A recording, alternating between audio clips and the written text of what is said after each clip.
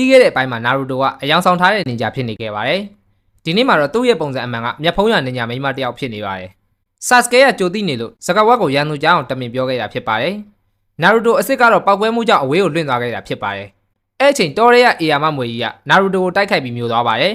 တစ်ဖက်မှာအယောင်ဆောင်နင်ဂျာကလည်းမြေကြီးစာလေးကိုသူ့ရဲ့ကိုယ်ထဲကိုထည့်လိုက်ပါတယ်အေးဆက်တဲ့အကြည့်ကြောက်စရာကောင်းတဲ့အသွင်ပြင်းနဲ့ကြက်သိန်းထားလောက်စရာအပြုတ်မှုတွေကတကယ့်ကိုသွေးပြက်ဖွယ်ရဖြစ်ပါတယ်ပြောနေရင်အကြည့်တစ်ချက်နဲ့ဆာစကဲနဲ့ဆာကူရာတို့ကလဲကျသွားပါတယ်ပြင်းပြတဲ့တပ်ဖြတ်ခြင်းစိတ်တွေကိုသူ့ရဲ့မျက်လုံးကတစ်ဆင့်မြင်လိုက်ရတဲ့သူကအာယုံမှာတေချင်းတရားနမိတ်တွေထင်ရလာတာဖြစ်ပါတ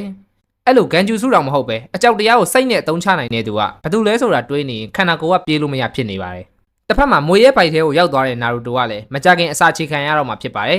ယ်လူတွေကတေကန်နီးဆိုအာယုံမှာပေါ်လာကြသလိုနာရူတိုကလည်းအရင်အမှတ်တရတွေကိုပြန်မြင်လာပါတယ်အဲ့ဒါကြောင့်သူ့ရဲ့ signature Marty Shadow Clone Jutsu ကိုသုံးပြီးမွေရဲပိုက်ကိုမချိမဆန့်ဖောက်ထွက်လာလိုက်ပါတယ်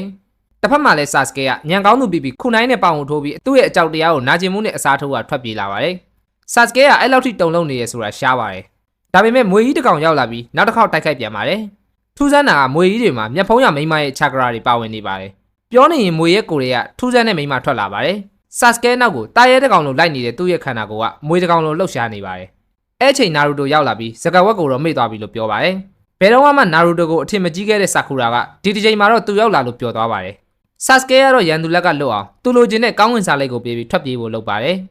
်အဲ့ချိန်နာရူတိုကတော့စာလိတ်ကိုလှမ်းယူလိုက်ပြီးဆာစကဲကိုတစ်ချက်ထိုးလိုက်ပါတယ်သူသိထားတဲ့တန်မာရဲဆိုတဲ့ဆာစကဲကအခုလိုတရေဘောကြောင်ပြီးသူ့ရဲ့စာလိတ်ကိုဘယ်တော့မှရန်သူလက်ထဲထည့်ပေးလိုက်မဲ့သူမျိုးမဟုတ်ဘူးလို့ပြောပါတယ်ထူးဆန်းတဲ့မျက်ဖုံးရမိန်းမကလည်းစင့်ခေါ်တိုင်းနဲ့အေယာမမွေကြီးကောင်ကိုခေါ်လိုက်ပါတယ်တစ်ဖက်တစ်တော်ရဲ့အပြင်မှာမျက်ဖုံးရရှိနိုပြီး၃ယောက်ရဲ့အလောင်းတွေကမျက်နှာတွေမရှိတော့ဘဲတိတ်ဆုံးနေပါတယ်အဲ့ဒါကြောင့်တာဝန်ရှိသူတွေလည်းခေါင်းကိုက်ကုန်ပြီးအန်ကိုကတော့တယောက်ရဲ့ဂျူဆူဆိုတာကိုသိနေပါတယ်တစ်ဖက်မှာနာရူတိုရဲ့အကြည့်တွေကပြောင်းလဲနေပြီးကြီးပါတယ်ဆိုတဲ့မွေကိုလက်သီးနဲ့မရမကထိုးနေပါတယ်ရုတ်တရက်မွေကလမ်းကြောင်းပြောင်းပြီးကြက်တေနေတဲ့ဆာစကဲစီကိုတွားတိုက်ပါတယ်အဲ့အချိန်ထင်မှတ်မထားတာကနာရူတိုကရှေ့ကနေကာကွယ်ပေးနေပြီးဆာစကဲကိုကြောက်နေတဲ့အရှုံးသမားလေးလို့ခေါ်လိုက်ပါတယ်တစ်ချိန်ကသူကိုယ်တိုင်ကယ်တင်ပေးခဲ့ရတဲ့ခက်ပေါပေါငတုံးတစ်ကောင်ကသူ့ရှေ့မှာရက်တီပေးနေတာကြောင့်နာရူတိုကတာမာလာပြီဆိုတာကိုဆာစကဲကသတိပြုမိသွားပါတယ်ဒါပေမဲ့ထူးဆန်းတဲ့လူကနာရူတိုရဲ့ကိုမီမြေခွေအကြောင်းကိုသိနေပြီးဒေါသထွက်တဲ့အချိန်ချာဂရာထွက်မလာနိုင်အောင်စီးပိတ်ထားတဲ့အပေါ်ကနေတက်ကြီး၅ပါးစီးကိုတုံပြီးထပ်ပိတ်လိုက်ပါတယ်အကြောက်လွန်နေတဲ့ဆာစကဲလည်းမင်းသားငါ့ကိုတတ်ချင်ငါကြောက်လေးတယောက်လိုလုံမနေဖို့ကိုဘဝကိုအပြောက်မခံဖို့မုန်းစရာနာကြီးစရာစကားလုံးတွေပြောခဲ့တဲ့သူ့ရဲ့အကိုဆိုတဲ့သူကိုအမှတ်ရသွားပါတယ်အဲ့ဒါကြောင့်သတိပြန်ဝင်လာတဲ့ဆာစကဲကရှရင်းငန်းကိုဖွင့်ပြီးရန်သူနဲ့အသေးလဲတိုက်ခိုက်ပါတယ်တစ်ဖက်ရန်သူကလည်းခပ်ပေါ်ပေါ်နေညာတယောက်မဟုတ်ပဲသူ့ရဲ့လှုပ်ရှားမှုနဲ့တိုက်ခိုက်မှုတွေကလှိမ့်မြန်ပြီးစွမ်းအားကြီးရာကြောင့်ရန်သူကဘလို့အစ်စ်မျိုးလဲဆိုတာကိုမခံမနိုင်ဖြစ်နေပါတယ်အဲ့လိုခက်ခက်ခဲခဲတိုက်နေရင်မှနဂါမီလောက်ဂျူဆူနဲ့ရန်သူကိုမီးလောင်တိုက်သွင်းလိုက်ပါတယ်ဒါပေမဲ့ထူးဆန်းတဲ့မျက်လုံးတစ်ဖက်နဲ့အေးဆက်ဆက်ယောက်ျားတစ်ယောက်ရဲ့အတန်ကအရေးပြားအောက်ကနေပေါ်လာပြီးသူ့ရဲ့နာမည်ကိုအိုရိုချီမာရူလို့ပြောပါတယ်ဗီဒီယိုလေးကိုကြည့်ရသဘောကျရဲဆိုရင်ကျွန်တော်ရဲ့ Facebook Page နဲ့ YouTube Channel ကို Like and Follow Subscribe နဲ့ Share လေးလုပ်ပေးသွားကြဖို့တောင်းဆိုချင်ပါတယ်ဆာစကဲကိုလည်းမင်းကိုအီတာဂျီတက်တာတဲ့သူတစ်ယောက်ဖြစ်လာလိမ့်မယ်လို့ပြောရင်နောက်တစ်ခါသူ့ကိုတွေ့ကြရင်ဒီစာမေးပွဲမှာထိတ်ဆုံးရအောင်လုပ်ဖို့ပြောပါတယ်စာလိတ်တွေကိုတော့မီးရှို့လိုက်ပြီးသူ့လက်အောက်ခံအတန်ရွာနင်ဂျာ၃ယောက်နဲ့တိုက်ဖို့ပြောပါတယ်ပြောရင်းနဲ့ခေါင်းကရှည်ထွက်လာပြီးဆာစကဲရဲ့လေဘင်းကိုကိုက်လိုက်ပါတယ်ဆာကူရာကိုတော့ဆာစကဲကိုယ်တိုင်ကသူ့စီရောက်အောင်လာလိမ့်မယ်လို့ပြောပါတယ်အကိုက်ခံရတဲ့ဆာစကဲရဲ့လေဘင်းမှာကျင်းစာအမတ်သားတစ်ခုပေါ်လာပြီးမချိမဆန့်ဝေဒနာကြောင့်မေ့လည်သွားပါတယ်တစ်ဖက်မှာတောရဲကိုရောက်လာတဲ့အန်ကိုကအန်နီရများတဲ့အိုရိုချီမာရူကိုယ်တိုင်ပဲအသက်နဲ့ရင်ပြီးချိတ်ပိတ်ဖို့လုပ်ပါတယ်ဒါပေမဲ့အစားထိုးတိုင်းနဲ့လွယ်လွယ်ပဲရှောင်ထွက်သွားပြီးသူ့ရဲ့မျက်နှာအစ်စ်ကိုပြလိုက်ပါတယ်မွေတကောင်ရဲ့အသွင်ပြင်တွေးတဲ့အကြည့်တွေနဲ့သူကအန်ကိုရဲ့တစ်ချိန်ရဆရာဖြစ်ပြီးသူ့မှာလည်းဆာစကဲလို့အမှတ်တစ်ခုရှိနေပါတယ်တကယ်တော့သူပြန်လာခဲ့တာကဦးချီယာမျိုးဆက်ဖြစ်တဲ့ဆာစကဲရဲ့ခန္ဓာကိုယ်လိုချင်လို့ဖြစ်ပြီးဒီစာမေးပွဲကိုဖျက်တာနဲ့ကိုနိုဟာယာကိုပါဖျက်ဆီးပစ်မယ်လို့ကြုံသွားပါတယ်နေဂျီနဲ့လီတို့ရဲ့အဖွဲ့ကတစ်နေ့လုံးငြိမ်နေပြီးအခြားအဖွဲ့တွေအနားယူတဲ့အချိန်မှာလှုပ်ရှားဖို့ဆုံးဖြတ်ထားတာကြောင့်မှောင်လာတဲ့အချိန်မှာလူစုခွဲသွားပါတယ်တစ်ဖက်မှာအားနဲ့နေတဲ့တင်း7အနားကိုလည်းအတန်ရွာရှိနိုဘီတွေကချင်းကပ်လာပါတယ်မိုးတောက်တဲ့အချိန်လူခွဲပြီးရောက်လာတဲ့လီကအဲ့နေရာကိုရောက်လာပါတယ်အမြဲစားပုတ်နေတဲ့ချိုကြီးပြင်းရမှာတောင်ပြင်းနေဆိုတဲ့ရှီခါမာတို့နဲ့ဆာကူရာရဲ့ရန်ဘက်အီနိုတို့ကလည်းနေဂျီနဲ့တွေ့ပါတယ်ဒါပေမဲ့နေဂျီကတော့တန်မာတဲ့ပြိုင်ဘက်တွေရဲ့စာလိတ်ကိုပဲလိုချင်တာကြောင့်သူတို့နဲ့မတိုက်ပဲထွက်လာခဲ့ပါတယ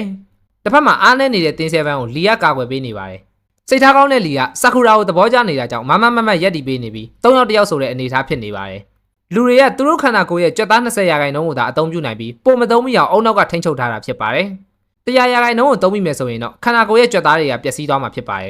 ်ဒါပေမဲ့ချာကရာအသုံးပြုပြီးအုံနောက်ရဲ့အကန့်အသတ်ကိုပိတ်လိုက်တဲ့အခါစွမ်းအားကြီးရဲ့ကြွက်သားလှုပ်ဆောင်နိုင်မှုကိုရမှာဖြစ်ပါတယ်အဲ့လိုကိုယ်တိုင်ရထိခိုက်စေတဲ့ဂျူစုမျိုးကိုလီကကိုတန်မိုးထားတဲ့သူကိုကာကွယ်ဖို့အတွက်သုံးပါတယ်ဒါပေမဲ့ရန်သူကတယောက်တည်းမဟုတ်လို့လီရဲ့တိုက်ပွဲကိုမြေပြုတ်အောင်လုပ်ပြီးကာကွယ်ပေးလိုက်ပါတယ်အတန်ရွာရှိနိုဘီတွေကလက်ကနေတဆင့်အတန်လိုင်းတွေကိုထိန်းချုပ်တာဖြစ်ပြီးချာကရာနဲ့သူတို့တိုက်ရှင်တဲ့လူရဲ့နားကိုရောက်အောင်ပို့တာဖြစ်ပါတယ်လူသားတွေရဲ့နားကအတန်လိုင်း150မီလီဟတ်ကျော်ရဲ့နားစီကွဲသွားတတ်ပြီးအတွင်းထဲထိရောက်သွားမယ်ဆိုရင်တော့ခန္ဓာကိုယ်ကလှုပ်မရတဲ့အထိပါဖြစ်သွားမှာဖြစ်ပါတယ်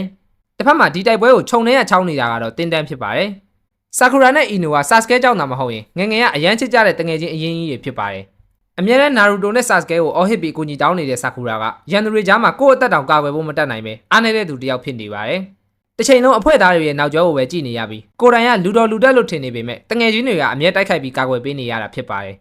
အဲ့ဒါကြောင့်ပထမဆုံးအကြိမ်ဖြစ်တငယ်ချင်းတွေကိုကာကွယ်ဖို့အတွက်သူမျက်နှိုးရတဲ့သပင်တွေကိုအဆုံးရှုံးခံလိုက်ပြီးရန်သူတွေကိုပြန်တိုက်ပါတယ်တိုက်ပွဲအတွေ့အကြုံအများကြီးမရှိတဲ့ဆာကူရာကသူတက်တဲ့နေရာပြောင်းတိုင်းကိုဇက်တိုက်တုံးပြီးရန်သူကိုတိုက်ပါတယ်နောက်ဆုံးတစ်ခေါက်မှလည်းရန်သူကနေရာပြောင်းတိုင်းမဲ့သုံးမဲ့အထင်နဲ့သတိလွတ်နေတော့အနာခံပြီးခန္ဓာကိုယ်အစ်စ်နဲ့ဝင်ကခုနိုင်နဲ့ထိုးပြီးလက်ကိုကိုက်ပါတယ်ငငယ်တည်းကလူအရန်ကြောက်တက်ပြီးအငိုတန်တဲ့ကောင်မလေးကအခုလိုတတိရှိရှိနဲ့ကာကွယ်ပေးနေတာမြင်တော့အီနိုလည်းမနေနိုင်ပဲထွက်လာပါတယ်ဖက်တီလို့ခေါ်တာမကြိုက်တဲ့ဖက်တီကိုမှသွားစားမိတဲ့အတန်ရွာရှိနိုဗီဒီယိုကကိုနိုဟာမှာနာမည်တစ်လုံးနဲ့ကြော်ကြားတဲ့ trial ဖြစ်တဲ့အီနိုရှိကာချိုနဲ့ရင်ဆိုင်ရပါတယ်ပထမဆုံးအနေနဲ့လူသားဘော်လုံးချိုကြီးဖြစ်ပြီးနာရာကလန်ရဲ့ငပင်းရှိခါမာရူကခါခဲမားနဲ့ဂျူဆူလို့ခေါ်တဲ့အရေးတုပါချင်းတိုင်းနဲ့ချုပ်လိုက်ပါတယ်ကိုနိုဟာရဲ့ထောက်လိုင်းရင်းနဲ့ကာကွယ်ရေးကလန်မျိုးရိုးကအီနိုကတော့ရှင်တန်ရှင်နိုဂျူဆူလို့ခေါ်တဲ့စိတ်ခန္ဓာပြောင်းတိုင်းနဲ့အတန်ရွာကမိန်းမရဲ့ကိုချုပ်လိုက်ပါတယ်အတန်ရွာနေညာတွေကကိုယ့်ရဲ့အတင်းသားတွေကိုတောင်ဂယုမဆိုင်ပဲရှီခါမာရူရဲ့အရေးတိုင်းကလည်း9မိနစ်ကြာမှပြတ်သွားပါတယ်အီနိုရဲ့ဂျူဆူကတခြားသူရဲ့ခန္ဓာကိုယ်ဝင်တာဖြစ်ပေမဲ့သူဝင်တဲ့ခန္ဓာကိုယ်ကဒဏ်ရာရရင်သူလည်းထိမှာဖြစ်ပြီးခန္ဓာကိုယ်ကတည်ရင်တော့သူလည်းတည်မှာဖြစ်ပါတယ်အဲ့အချိန်နဲကြီးနဲ့တန်တန်ရောက်လာပြီးနဲကြီးကသူ့ရဲ့ဗျာကုကန်နဲ့တိုက်ပွဲအချိန်တွေကိုအကဲခတ်လိုက်ပါတယ်ဗျာကုကန်ဆိုတာဟီရူဂါကလန်ကလူတွေပိုင်ဆိုင်တာဖြစ်ပြီးအဲ့ဒီမျက်လုံးတွေနဲ့အကွာဝေးတစ်ခုတည်းအရာရာကိုထိုးဖောက်နေနိုင်တာဖြစ်ပါတယ်